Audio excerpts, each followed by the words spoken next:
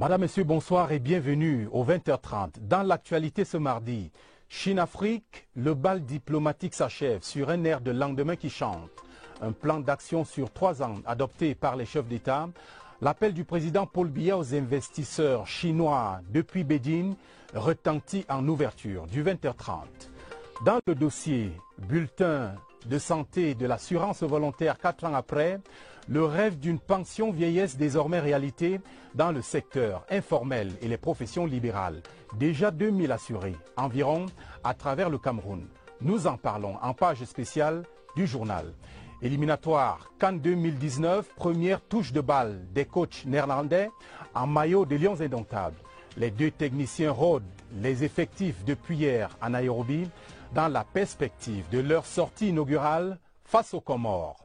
Revue des fauves et ambiance dans la tanière en page des sports de cette édition. Voilà pour les titres.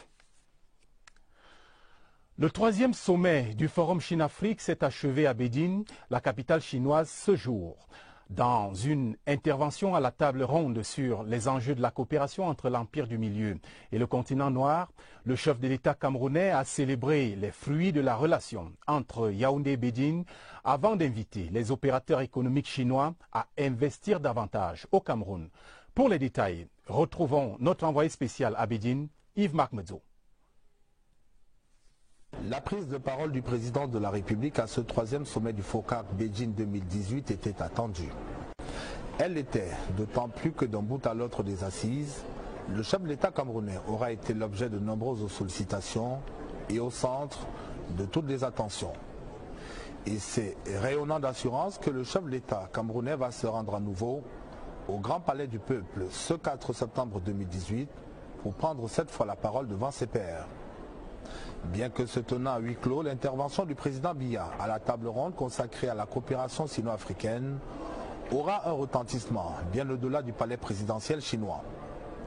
En une demi-douzaine de minutes, le chef de l'État camerounais commence par se féliciter du bilan flatteur du FOCAC au regard des résultats tangibles obtenus par ce mécanisme efficace de coopération et de dialogue dans la relation entre la Chine et le continent africain.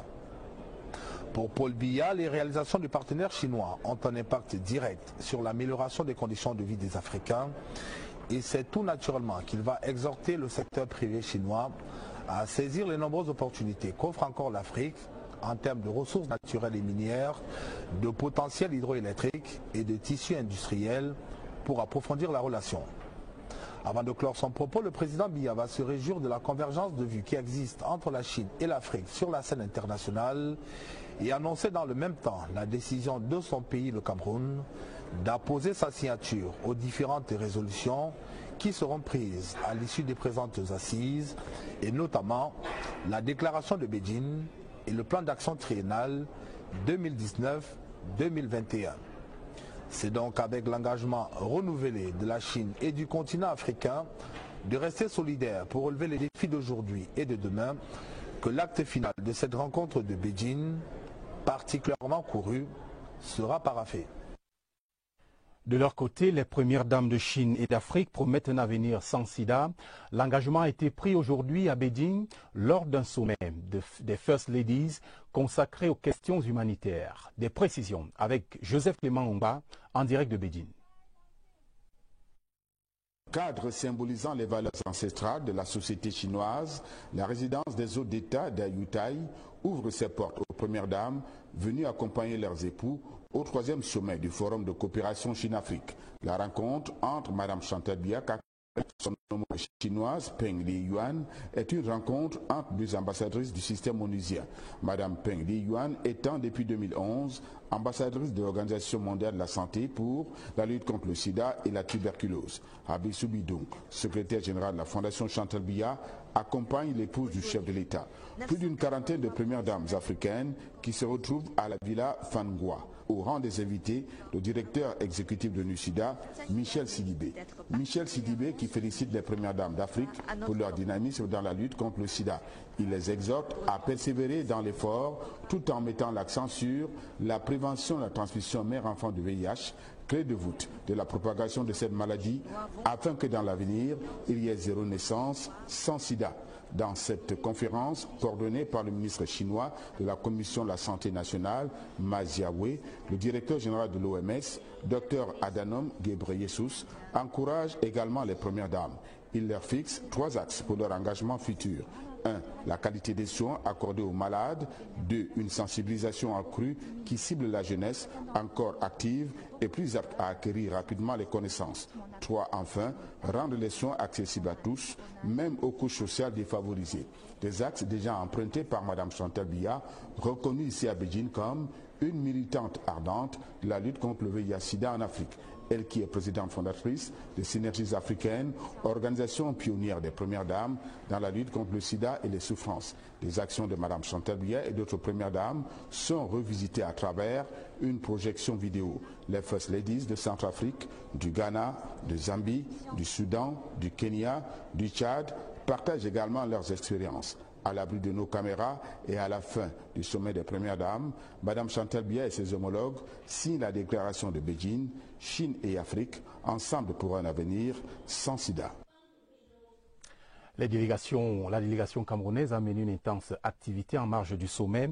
Des accords de partenariat entre notre pays et les opérateurs économiques chinois ont été signés par les membres du gouvernement au nom du chef de l'État. Pour plus d'informations, retrouvons à nouveau Joseph Clément Onga à Beijing. Au cœur de la réussite chinoise, les membres de la suite officielle du chef de l'État en visite officielle en Chine mettent leur séjour à profit pour peaufiner le partenariat entre le Cameroun et les entreprises chinoises. À l'hôtel Peninsula, le chef de l'État Paul Biya délègue ainsi le ministre des Mines, de l'Industrie et du Développement technologique, Ernest Ngouaboubou, pour recevoir en son nom le directeur général de TBA Company Limited, M. Ma Zhongping, dont la mission est de se déployer dans le secteur de l'électricité. Même posture pour le ministre du Commerce, Luc Margatangana.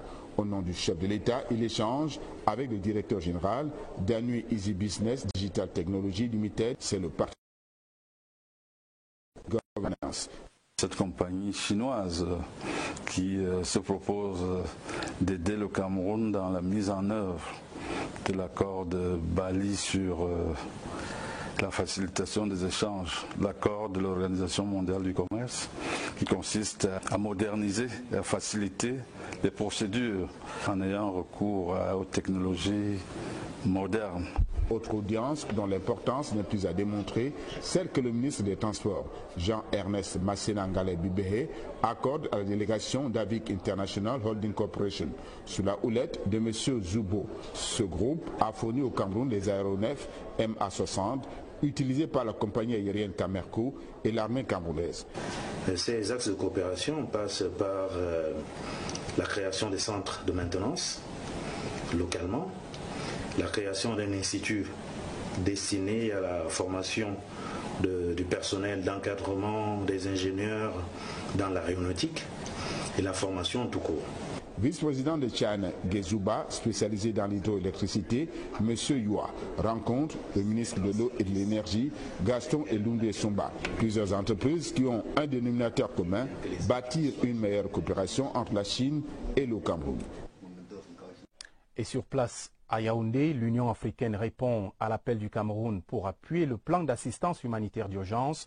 Le Premier ministre chef du gouvernement, Philemon Yang, a reçu ce mardi à l'immeuble Étoile une délégation venue évaluer la situation humanitaire dans les régions du sud-ouest et du nord-ouest. Le compte rendu de Laurentine Bekono. Le slogan de l'Union africaine, une Afrique, une voix, porte déjà ses fruits. Alain Jacoba, ambassadeur de l'Union africaine, est au Cameroun pour évaluer la situation humanitaire qui prévaut dans les régions du nord-ouest et du sud-ouest. Il s'agit de définir les contours d'un appui efficace de l'instance africaine au plan d'assistance humanitaire d'urgence lancé le 20 juin dernier par le président de la République, Paul Biya.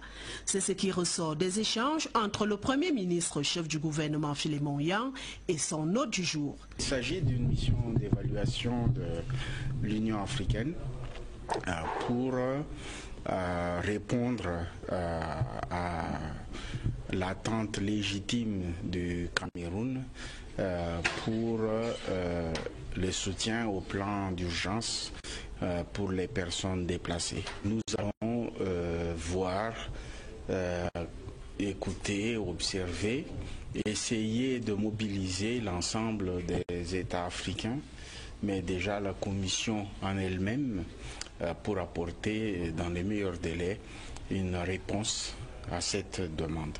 Cette mission est donc l'expression de l'engagement de l'Afrique qui déroule une stratégie de solidarité et de générosité entre les États du continent. Intéressons-nous maintenant aux préparatifs de la présidentielle 2018, la répartition du temps d'antenne pour les candidats à la radio et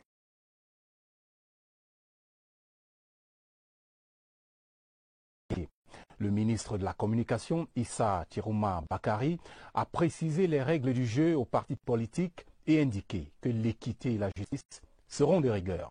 Les précisions de Jeune Pays.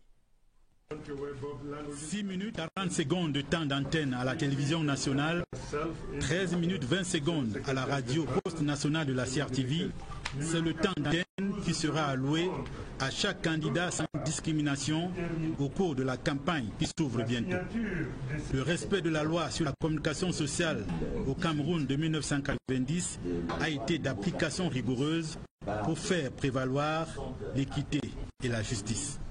Les représentants de tous les candidats étaient satisfaits de la manière dont le temps était alloué à chaque candidat, qu'il s'agisse de la radio et de la télévision.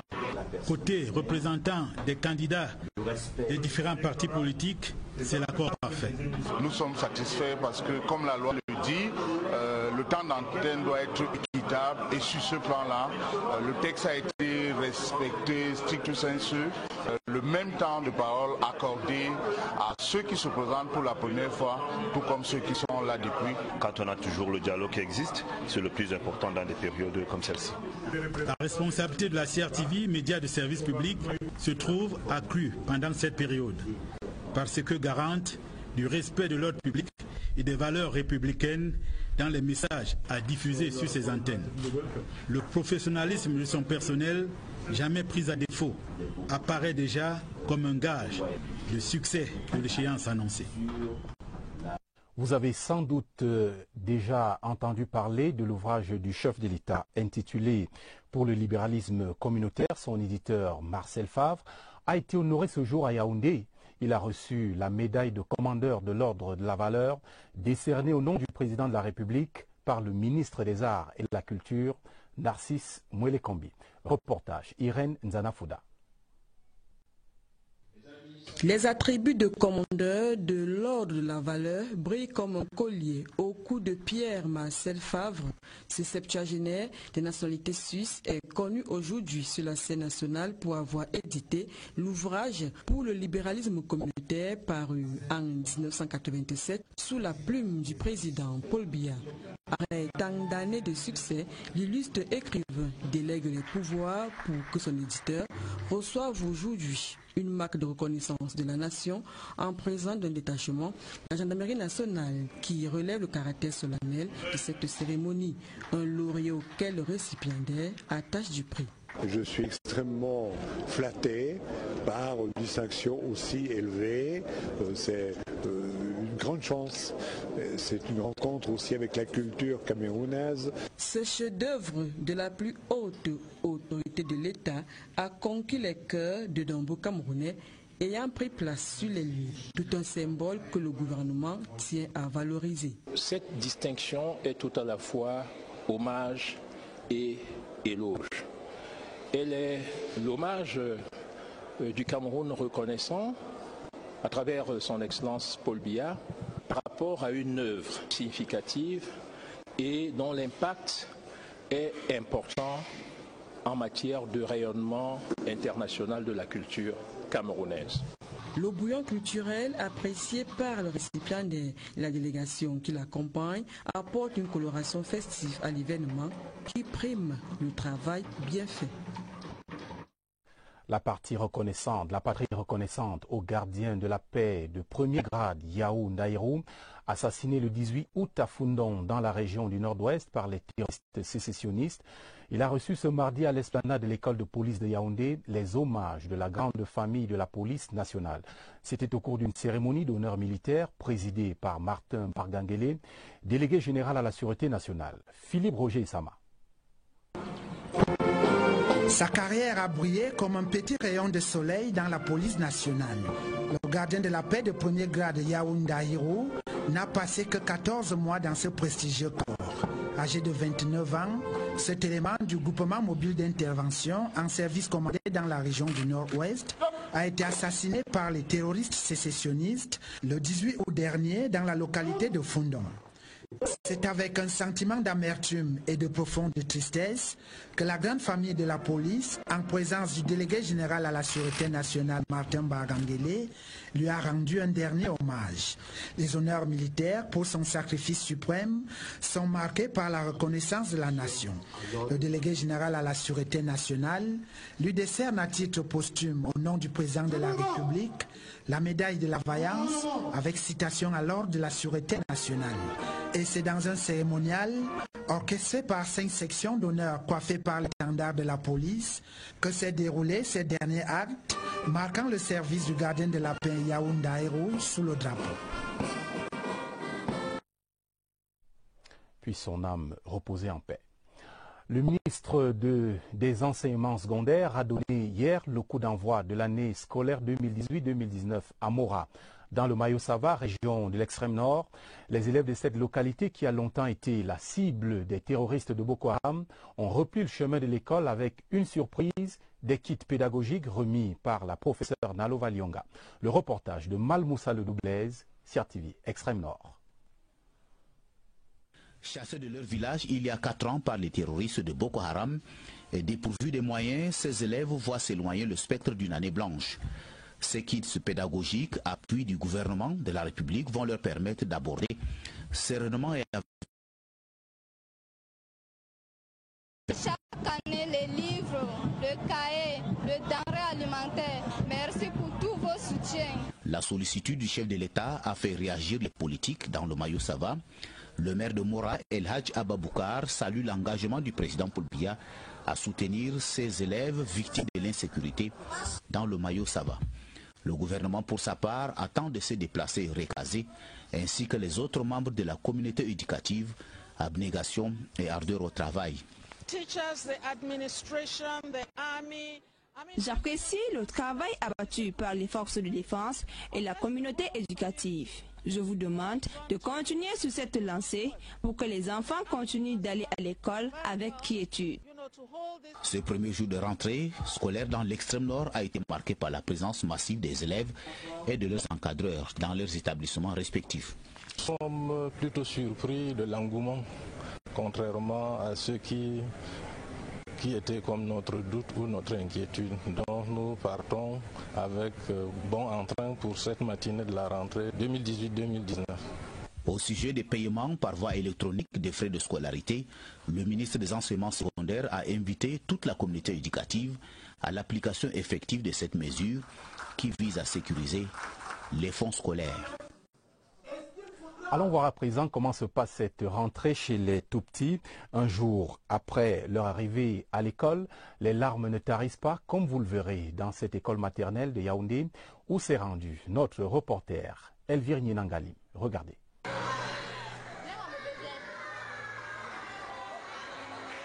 Ça, c'était hier.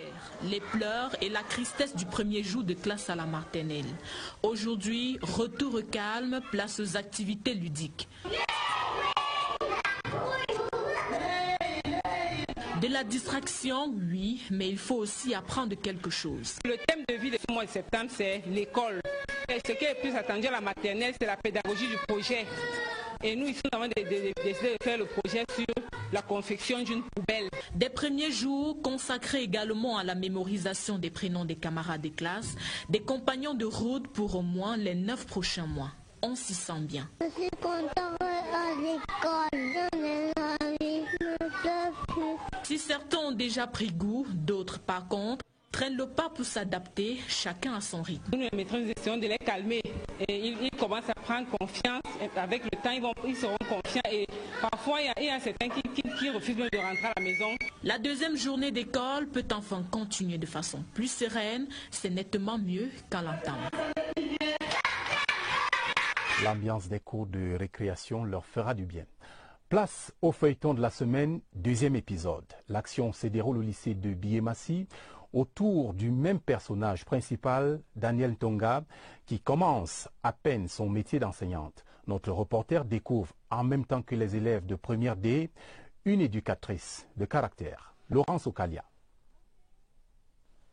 Première, assez bruyante, comme on l'entend.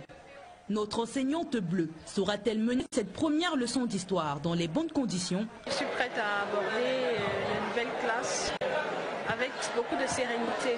C'est ce qu'on verra. D'abord, la tenue de combat. Ensuite, les présentations de routine. Moi, c'est Madame Tonga. Le programme et le premier coup fatal. Dans le calme, que ça se passe dans le calme. Qui montre à cette classe assez rebelle l'humeur des 9 mois à venir.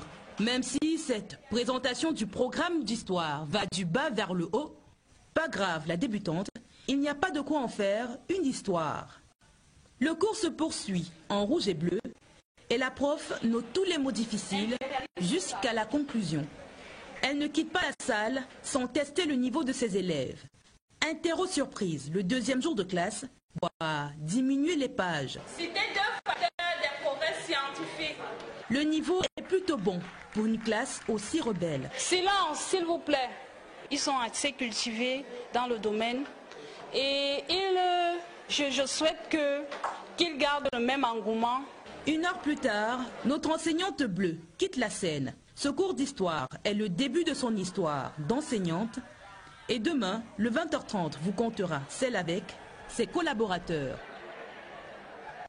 Rendez-vous demain avec Laurence Okalia. L'université de Douala au peloton de tête des universités africaines dans une dizaine d'années. C'est en tout cas l'objectif visé par le plan stratégique de développement 2018-2019 de cette institution. La cérémonie de présentation et validation a eu lieu ce jour à Yaoundé. C'était en présence de Jacques Famendongo, ministre de l'Enseignement supérieur. Christelle Fouda. C'est une véritable révolution de l'université de Douala dont il est question dans cette salle. Universitaires, économistes et industriels se sont réunis pour la présentation et la validation du plan stratégique de développement de l'institution universitaire des Berges du Vouri, Creuset ou sous forme d'intelligentsia nationale. Il s'agit essentiellement des secteurs de développement importants. Industrie lourde, industrie halieutique, agricole, l'art, la culture, qui participent réellement à la résolution des problèmes des citoyens. Pour que notre pays devienne aussi un pays développé, un pays émergent. 10 ans durant, et tel une boussole, ce plan stratégique de développement va impulser une amélioration substantielle des cadres et conditions de recherche au sein de l'université de Douala, ceci dans l'optique de l'avoir migré vers une institution de 3e génération, d'où le concours des indispensables partenaires. La plus-value, c'est que nous drainions les moyens, l'attention des pouvoirs publics, des bailleurs de fonds, de la communauté nationale et internationale pour la construction d'une université moderne. Ce sont des choses pour lesquelles ceux qui ont des moyens n'hésitent pas en général à investir. Pour l'université de Douala, le challenge est donc là, former suffisamment de main-d'œuvre qualifiée et nantie de savoir-faire pour être compétitif et répondre aux standards internationaux. Parlons à présent de la course vers les métiers de la communication à la faveur des épreuves écrites du concours d'entrée en cycle de licence de l'ESTIC, l'École supérieure des sciences et techniques de l'information et de la communication. 1100 candidats au total ont composé ce jour à Yaoundé et Douala. Engouement des candidats et ambiance du concours, Inès Magou. L'épreuve de synthèse de documents ouvre l'acte 49 du concours d'entrée à l'École supérieure des sciences et techniques de l'information et de la communication. Il est 8h30, le challenge pour les 1100 candidats répartis sur les sites de Douala et Yaoundé, ramené en 4 heures, un texte d'environ 20 pages à 2 pages maximum. Cette année, je crois que c'est sur l'énergie, c'est un dossier tiré de Cameroun Tribune. L'énergie est au centre de l'économie. Après la synthèse de documents a suivi l'épreuve de culture générale. 4 autres heures de réflexion. Il faut rester concentré jusqu'au bout, car sur les 1100 candidats en lice, environ 400 places seulement sont à prendre pour 5 filières. Édition, publicité, documentation, journalisme et communication des organisations. Il y a près de 400 candidats pour la filière journalisme seulement. La filière qui suit en termes de compétitivité, c'est la communication des organisations avec plus de 200 candidats. Les épreuves écrites se sont achevées il y a quelques heures. Demain commencent les épreuves orales qui iront jusqu'au vendredi 7 septembre 2018. Journal avec ses actions sociales du sénateur Albert Mbida, le membre du Parlement a offert du matériel de construction au CETIC d'Indom et des produits médicaux au centre de santé de Mifindi dans le Nyon et Foumou, région du centre. Plus de détails avec Paulin Benam de CRTV Centre. 50 feuilles de tôle de 3 mètres destinées au CETIC d'Indom. L'année scolaire démarre plutôt bien dans cet établissement qui a quelques soucis en matière de locaux. Ce CETIC n'avait presque pas de salle de classe et vraiment ce geste va nous aider à loger tous nos élèves. Nous allons aussi trouver comment construire des latrines pour eux. Tout à côté à Mefindi, le centre de santé reçoit sa dotation de kits de produits pharmaceutiques. Le donateur est le même et la gratitude à la dimension du geste. Lorsque nous avons un don de médicaments comme celui-ci, il nous permet de relancer notre plateau technique en matière de médicaments. Ça fait que le recouvrement des coûts est fait et les populations ne souffrent pas beaucoup. Un fils de la contrée est passé par là, un élu du peuple conscient des attentes des populations. L'éducation est la clé du succès personnel et la clé du développement. Et ensuite, parmi les facteurs de production, certes, il y a le capital humain, mais le capital le plus précieux de l'homme, c'est la santé. C'est un homme en bonne santé qui peut bien réfléchir.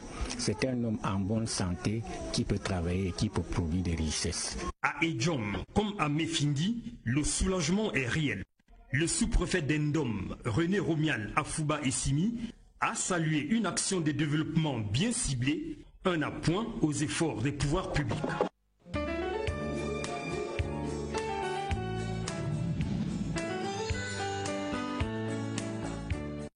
Revoici, regard sur le Cameroun, la page spéciale du 20h30. Nous parlons ce soir de l'assurance volontaire qui garantit le paiement d'une pension vieillesse depuis 4 ans à ceux qui exercent des petits métiers ainsi qu'aux salariés des professions libérales. Une innovation majeure dans la prévoyance sociale au Cameroun. État des lieux de l'assurance volontaire, Oswald Modon. L'ère nouvelle s'est ouverte le 1er décembre 2014. L'immatriculation volontaire, une réforme dans un secteur qui jusque-là ne prenait en compte que ceux des travailleurs régis par le Code du travail. De qui parle-t-on concrètement? Je prendrai l'exemple, par exemple, des mototaximens, des bayamselam, des vendeurs à la sauvette. Vous pouvez être paysan, vous pouvez être cultivateur, vous pouvez ne même pas avoir d'activité. Mais maintenant, le Cameroun vous a donné la possibilité de vous faire assurer en procédant par l'assurance volontaire. Ajoutez-y les professions libérales, avocats et autres architectes et le compte est bon. Comment s'y prendre pour adhérer?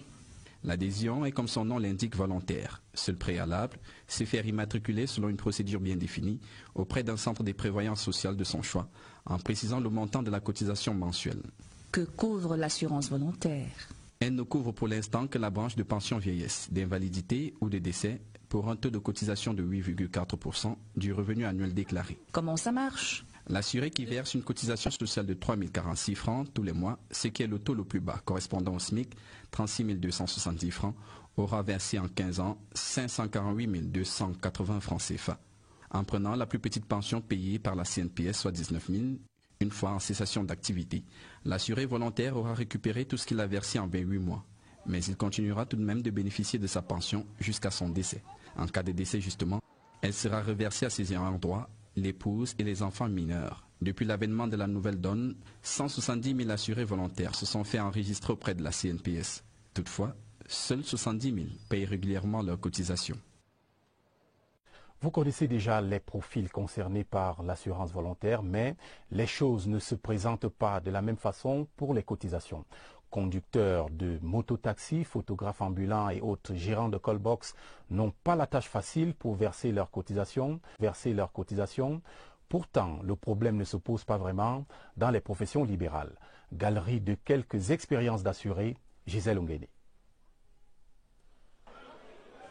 Apollonie a découvert l'assurance volontaire il y a longtemps et a été séduite par les modalités d'adhésion. On m'avait expliqué que pour l'assurance volontaire, vous choisissez vous-même le montant que vous versez à la fin du mois. Fabilou, quant à lui, vacataire au gré du vent dans certaines universités de la capitale, y réfléchit depuis quelques mois et ce 4 septembre 2018, il a décidé de franchir le pas. On va essayer de commencer par la mensualité. Après, on verra si cela peut être revu peut-être à 3 semaines ou bien à 2 semaines. Chacun de ces débrouillards, travailleurs du secteur informel aux revenus réguliers, a son petit secret et de petites astuces pour honorer ses cotisations sans trop de peine. Je conseille aux gens de garder au moins 500 francs par jour pour pouvoir y arriver. Je peux dégager facilement 3500 à la fin du mois pour pouvoir cotiser normalement. D'économiser, même ne serait-ce que 100 francs chaque jour. Et la Caisse nationale de prévoyance sociale s'est organisée pour leur rendre la vie facile. Il suffit d'aller sur le site internet de la CNPS, cnps.cm. Vous pouvez également vous rendre dans l'un de nos 37 centres à travers l'étendue du territoire. Peu importe les revenus, tous sont éligibles à cette pension vieillesse d'invalidité et de décès.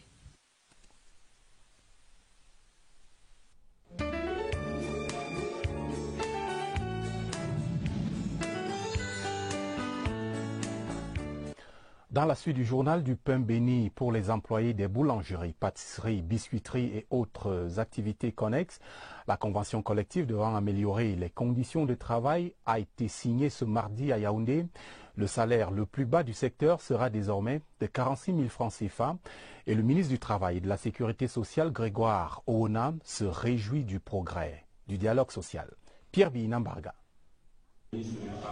Heureux aboutissement d'un long processus qui a duré près de 40 ans. Les activités du secteur boulangerie, pâtisserie, biscuiterie et activités connexes sont désormais régies par une convention collective. Sous le regard bienveillant du ministre du Travail et de la Sécurité sociale, les acteurs du secteur apposent leur signature. Ils s'entendent sur les avancées en vue de l'arrimage de leurs entreprises à la gestion moderne. On n'a pas eu besoin de violence, on n'a pas eu besoin de marcher ni de courir, mais les travailleurs et les patrons de ce secteur se sont assis, ils ont négocié, ils ont dialogué et on a eu des résultats allant jusqu'à 15% d'augmentation de salaire. Avec la signature de cette convention collective, les travailleurs attendent la mise en œuvre effective des mesures prises. Lorsque la convention est signée, on peut quand même penser à l'amélioration d'un certain nombre de choses. Mais nous attendons l'application. Nous sommes la seule chambre de métier qui volontairement a accepté d'augmenter 15% au-dessus sur le SMIC pour les salaires de base. Ça n'a pas été imposé. Le secteur boulangerie, pâtisserie, biscuiterie est infesté par des clandestins. En ce qui concerne les faux boulangers, ils vont devoir s'aligner. Ça sera ou la mort ou la vie. Le ministre du Travail et de la Sécurité sociale, Grégoire Oona, réitère la disponibilité du gouvernement à faire triompher le dialogue social afin que règne la paix sociale dans les entreprises.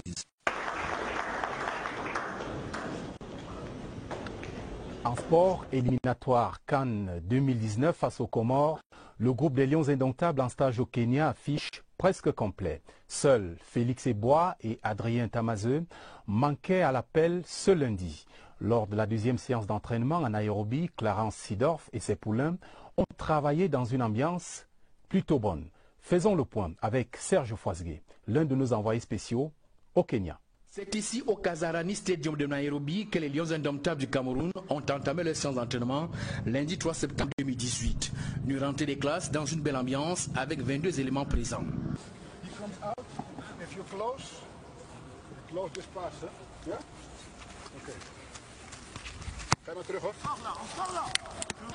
L'équipe s'entraîne au rythme de 2 séances par jour sous la houlette de Clarence Sidorf et de son adjoint Patrick Kluivert. Seule défection, les absences de Félix Ebois et d'Adrien Tamazeu. Ebois a été remplacé par Joskin Dawa qui évolue au FK Mariol en Ukraine. Tamazeu, quant à lui, n'a pas exprimé son désistement à temps pour pouvoir être remplacé. Sur le terrain, 2 moments forts. Rapidité, explosivité, passe-courte sur espace réduit, avec à la manœuvre Clarence Seedorf. Les trois gardiens, quant à eux, Onana, Ondoa et Kameni, ont droit à leur tradition science spécifique. La mise au vert s'achève mercredi avant l'envol pour Moroni ou les Selacantes. Équipe nationale des Comores attend les Lions avec la détermination d'un David contre Goliath. On a tenu tête au Ghana et c'est normal parce que c'est une motivation supplémentaire pour les joueurs de jouer. C'est ce dont rêve n'importe quel joueur de foot, c'est de jouer avec une équipe qui est supposée ou bien qui est plus forte sur le papier, mais le match c'est sur le terrain. L'équipe haute arrive ce mardi en provenance de la France pour 2 jours de préparation à Moroni. Et voici un rendez-vous que je vous recommande vivement dans la suite de nos programmes. Juste après ce journal, la 3e édition de notre émission de débat 100% présidentielle. Nous verrons face à face des mandataires de 2 partis d'opposition en lice pour le scrutin du 7 octobre prochain et des représentants du RDPC. Dans le rôle d'arbitre naturellement de ces débats, le présentateur de 100% présidentiel, Aimé Robert Billa. Je vous rappelle les titres de ce journal qui s'achève dans l'actualité ce mardi. Chine-Afrique, le bal diplomatique s'achève sur un air de lendemain qui chante. Un plan d'action sur 3 ans a été adopté par les chefs d'État. L'appel du président Paul Biya lancé aux investisseurs chinois depuis Bédine a retenti en ouverture du 20h30. Dans le dossier bulletin de santé de l'assurance volontaire, 4 ans après, le rêve d'une pension vieillesse désormais réalité dans le secteur informel et les professions libérales. Déjà plus de 200 000 assurés environ à travers le Cameroun. Et puis, éliminatoire CAN 2019, première touche de balle des coachs néerlandais en maillot de Lions indomptables. Les 2 techniciens rôdent les effectifs depuis hier à Nairobi dans la perspective de leur sortie inaugurale face aux Comores. C'est la fin de cette édition. L'information revient à minuit avec Jean-Cyriac Besseux et Patricia Leba-Metokson. Tous nos journaux sont en ligne sur crtv.cm. Bonne suite des programmes et à demain, 20h30.